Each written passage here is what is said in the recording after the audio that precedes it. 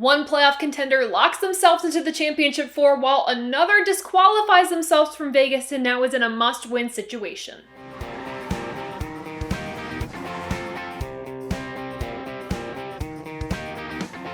I had a really good feeling about Kyle Larson heading into this race. Practice was a bit rough for the 5 team, but they definitely rebounded in qualifying right behind the pole sitter Christopher Bell. It's his 6th pole this season, definitely a master at qualifying in that Gen 7 car, and the race really came between the 20 and the 5 teams. During those final 10 laps, Christopher Bell really started gaining on Kyle Larson. On that last lap, Bell made a charge for the lead, dove to the inside of Larson, trying to get him at the line. Obviously, it did not work out, but it came very close. Now, if there were maybe 2 or 3 more laps of this race, I think that Christopher Bell could have gotten the lead, but knowing Kyle Larson and how strong his car was on that final lap, if we had like 2 or 3 more laps, I think Christopher Bell would have lost the lead. Kyle Larson would have gotten it back and still won this race regardless. And it's impressive that he won it to begin with because he hit the wall in the middle of the race. I am shocked there was not more damage to his car. What an impressive save by Kyle Larson. And yeah, still with that small bit of damage, he still won this race. So regardless, I think Kyle Larson had the best car all day long and he definitely proved it. So congrats to that 5 team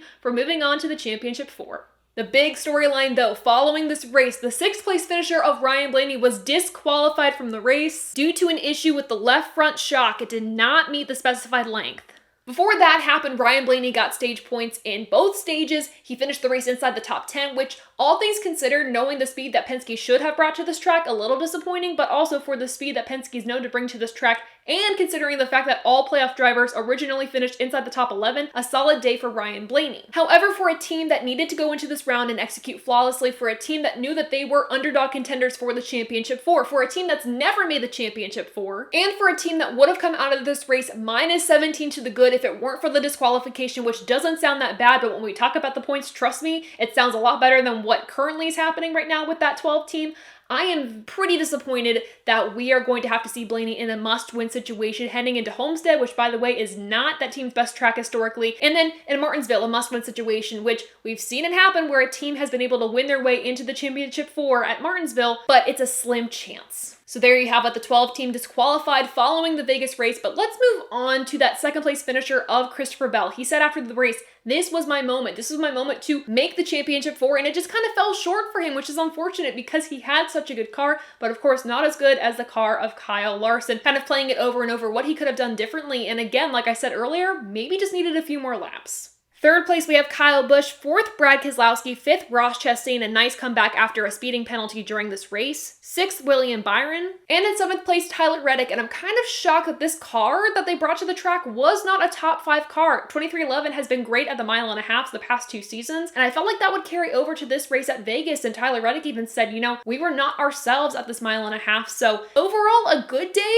for the number 45, finishing inside that top 10. But I really did expect them to do a little bit more. Same thing for the 8th place finisher of Martin Truex Jr. Granted, this is his first top 10 since Watkins Glen, which is crazy to think, but his first top 10 inside the playoffs. Thinking a championship contender not having a top 10 in the playoffs until now, completely wild, but this is the data that team needed. But unfortunately, I thought this team could have been a top 3 car. It really just came down to poor calls on the pit box. With a caution on the track in the middle of the race, I was very surprised to see that James Small decided to keep Truex on the track while the rest of the field came in for fresh tires. We know that this is kind of a tire track. I mean, sure, track position is going to win at the end of the day, but with the rest of the field on newer tires and Truex on older tires, that just was not the move, and he started falling back through the field very quickly. So that definitely baffled me there. So I guess a top 3 day that could have been for Martin Truex Jr., but just wasn't. And 9th, Denny Hamlin, and 10th, Chris Buescher. He originally finished in the 11th position, but moves inside the top 10 with the disqualification from the 12 team.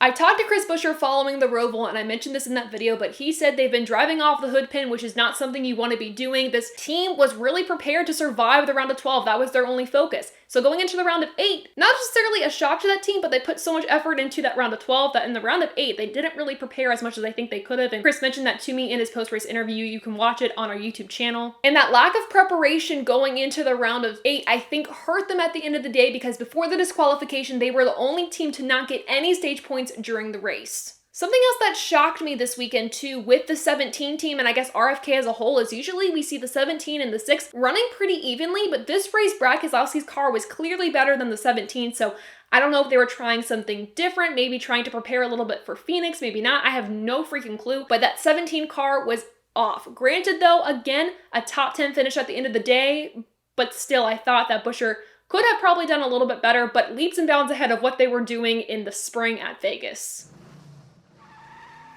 Before the disqualification, the point standings between the playoff drivers was actually pretty slim. We saw William Byron +9, we had Truex and then Hamlin +2, -2 to the good was Christopher Bell, Reddick -16, Blaney -17, and Chris Buescher -23. Now his point standings following the disqualification don't change, but everyone else's does, and it widens a little bit. Now Byron is +11, Hamlin +4, Truex +3, Bell -3, Reddick -15. This actually helped him a little bit as well. Like I said, Buescher maintains -23, and now Blaney is -56 to the good, absolutely in a must-win situation for the remainder of this round. Regardless of the disqualification, Kyle Larson still finds himself locked into the championship 4, and this is something that the other playoff contenders did not want to see at all, because you're giving that 5 team more of an advantage that they just don't need. We've seen it before where that driver who wins the first race in the round of 8 goes on to win a championship. One of those drivers has been Kyle Larson in 2021. It gives the 5 team 2 extra weeks to work on their car for Phoenix that these other teams don't have, and yes, that is a major advantage. So do I think Kyle Larson could do what he did in 2021? Absolutely, I think he's a strong contender for the championship, and I know this season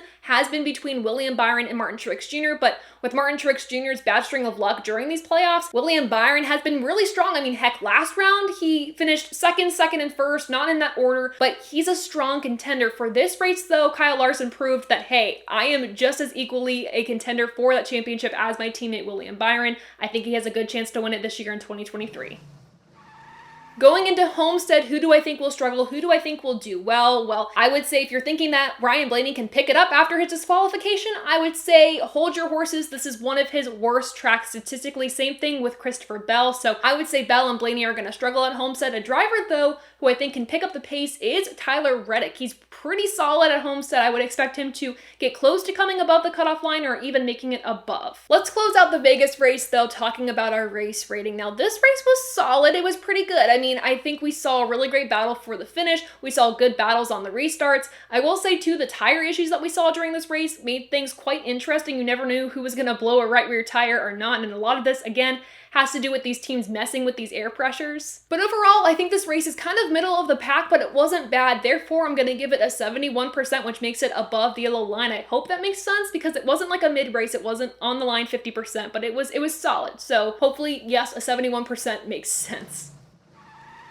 What would you rate this race and what are your reactions? Let me know in the comments below. In the meantime, though, make sure to check out more NASCAR news on the TobyChristie.com website. Also, make sure to check out AboveTheYellowLine.com for more from us and to get your A2IL merch. Plus, check out our social media pages that can be found on our website. But that does it for this video. Thank you all so much for watching. Make sure to like this video and follow our pages. And until next time, I'll see ya. Bye.